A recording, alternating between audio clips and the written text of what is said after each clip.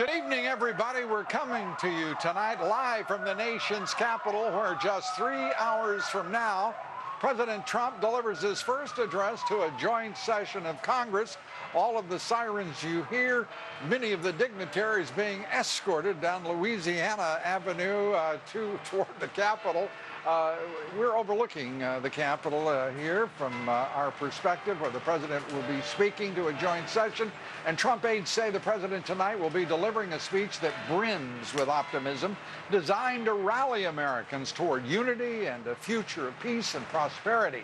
They say tonight's topics have been influenced greatly by a series of listening sessions that President Trump has held over his first few weeks in office. And among our guests here tonight, two key members of the Trump administration, White House counselor Kellyanne Conway. And we're joined tonight by the president's new Secretary of Commerce, just confirmed last night. Billionaire investor Wilbur Ross is now Secretary Ross. We're also joined by Senate Intelligence Committee member Senator James Lankford, former Assistant Attorney General under President Bush Thomas Dupree, and former Army Vice Chief of Staff General Jack Keane, as well as Ed Rollins, Michael Goodwin, Mercedes Slapp, Fred Barnes, and many, many more. It's an important night, and we will be taking up the issues to be delivered by the president in his speech here. President Trump tonight addressing that joint session of Congress, and the subject is the renewal of the American spirit. That is the theme throughout a broad set of agenda items for the president, billing it as solving real problems for real people, repeal and replacement of Obamacare, regulatory reform, tax cuts, job creation, making the workplace better for working parents.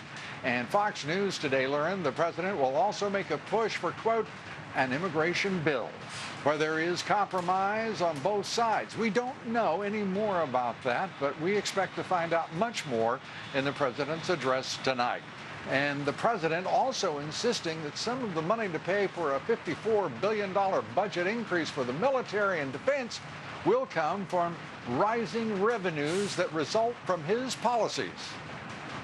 I think the money's going to come from a revved up economy. I mean, you look at the kind of numbers we're doing. We were probably GDP of a little more than 1%.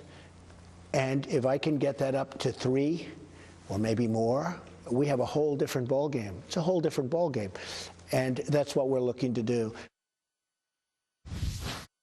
Joining me now to discuss the president's address to a joint session of Congress and what we can expect tonight from the president is Kellyanne Conway, counselor to President Trump. Kellyanne, good evening, and thanks for joining us here. You all have to be very excited about the opportunity to bring the president's voice and message to the people. The message will be under the rubric of to renew the American spirit. What can we expect? Lou, it's a beautiful speech, and the president has written and rewritten many passages himself. I think it begins on a very important note that you'll see, and it ends and all the way in between really inspires and lifts up the American spirit and also the American people. He will go through a list of his accomplishments in these first 5 weeks, because they are many, and they don't always get covered fully or fairly. So he will go ahead and talk about all the promises kept. Apparently, a fact that is not lost on many Americans. I saw 2 polls today, one that said 66% of Americans said that the president is doing as much or more than they expected, and about a third of that said less than they expected. And then in a different poll, 77% said that he will take action of some sort, and of those 77%, by 2 to 1, they say it will be positive action in the right direction. So people see what he's doing, they applaud it. He'll talk about health care tonight, border security. He'll talk about our relationships around the globe, education. He will honor some of his special guests who we had occasion to meet today and elsewise. Really very powerful passages in his overall address. But he really appeals to the innovation and the inspiration of America at this very critical time in our nation's history. Kellyanne, what this president has done and has accomplished in the course of since November 8th is remarkable. $3 trillion almost added to the market cap in the market, in the stock market. We're looking at a 15-year high in consumer confidence. We're looking at all of these numbers that are so positive and going in precisely the right direction. I have to tell you, Kellyanne, just very honestly, just between you and me, I don't understand the nastiness, the venomous obstructionism of the left in this country in the face of all that is a vote of confidence on the part of investors, on the part of consumers, and the American people. It is very unfortunate, Lou, and it actually is counter to what the president himself said beginning on election night when he said, I would be the president of all people, even those who do not vote for me. Since then, he's been arduously working across the aisle, inviting Democratic senators and members here to the White House, reaching across to those who perhaps did not support him, those in industry who perhaps did not support him, because he's here to be the president of all people. And he doesn't slice and dice them like an electorate. He looks at them as Americans, and he looks at them as people who can aspire to their greater good, who want better health care, want patient-centric free market health care, who want secure borders. You know, the president had a great line in his inaugural address. You may hear something similar tonight, Lou, where he said, hey, we've spent billions of dollars in many years helping other nations to protect their borders and their sovereignty. It's high time we've done the same here.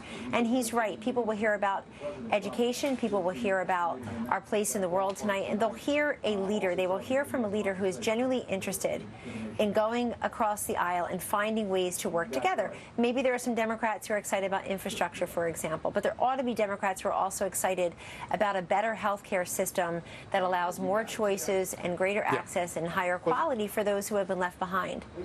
Yeah, and of course, the House has been repealing either Obamacare or some component of it over 60 times over the last few years, and now seems reticent to repeal Obamacare. There seems to be a gulf between the House leadership, specifically Speaker Ryan, and the administration on this issue. Betsy McCoy, former lieutenant governor of the state of New York, one of the country's foremost experts on Obamacare, saying that if Speaker Ryan cannot move the president's agenda on Obamacare, he should forthwith resign and move way to a leader who can execute and implement the president's agenda. Your reaction? My reaction is President Trump has been very praising of Speaker Ryan and his efforts, along with Leader McConnell, to work together to get meaningful health reform. And that also includes our newly sworn-in Secretary Tom Price to HHS of a few weeks. Of course, they delayed his vote, but he's there now, and I work with him very closely. He and his team are doing a great job on the substance, the policy side, but also the communications piece. They recognize that many Americans need to be reminded of what hasn't worked, or the fact that you have health insurers, Lou, that have either pulled out of the exchanges altogether. In one case just last week or the week before said Obamacare is, quote, in a death spiral. You have some counties in this country that have one provider only, and so that's very concerning to people who feel like there's got to be a better way. So the White House is working very closely with its entire healthcare team, and of course this has to be legislation. Also, Lou, you can't really do many of the things the president wants to do and has promised to do and is ready to do until you get healthcare done. So that is a very important first priority. Right, making it all the more important that Ryan move the repeal as quickly as possible to allow the president to meet the demands on him made by himself on himself and through his promises.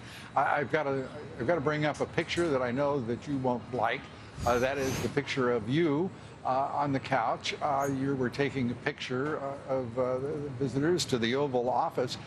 Before I ask you a question, though, I want to put it in context, and I would like to show some other pictures.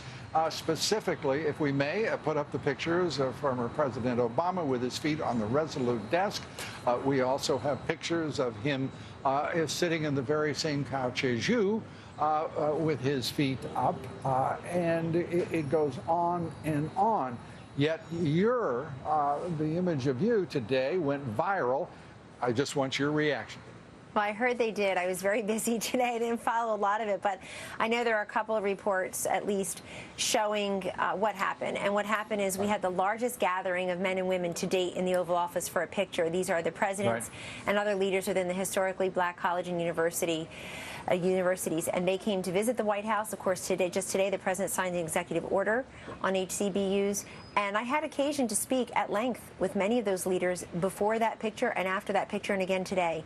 And I really want to thank so many of them for coming to my defense, because they were in the room and they know I was being asked to take a picture in a crowded room with the press behind us, and I was asked to take a certain angle and was doing exactly that. I certainly meant no disrespect. I didn't mean to have my feet on the couch. I respect.